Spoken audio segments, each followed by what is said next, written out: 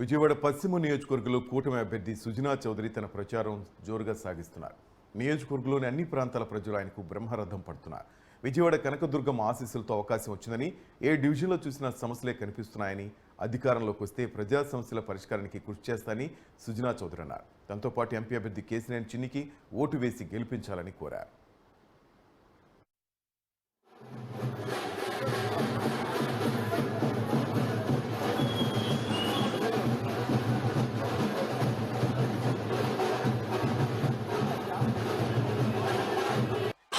తప్పకుండా ఇస్తారని నాకు గట్టి నమ్మకం ఉంది. ఎందుకంటే ఎక్కడికి వెళ్ళినా బ్రహ్మరథం పడతా ఉన్నారు.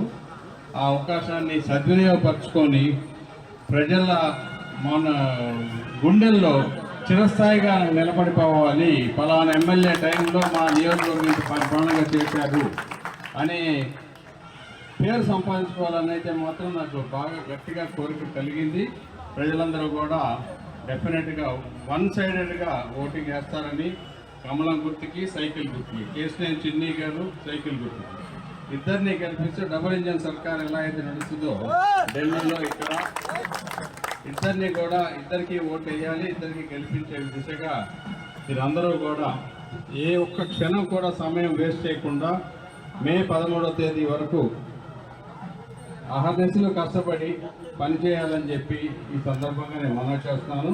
ఆ తర్వాత జూన్ 4వ తేదీ మీరు బ్యాలెట్ బాక్సులు బద్దలయ్యి న్యూస్ వచ్చే టైంలో బ్రహ్మాండంగా ఎంజాయ్ చేస్తుంది. ఓకే, ధన్యవాదాలు.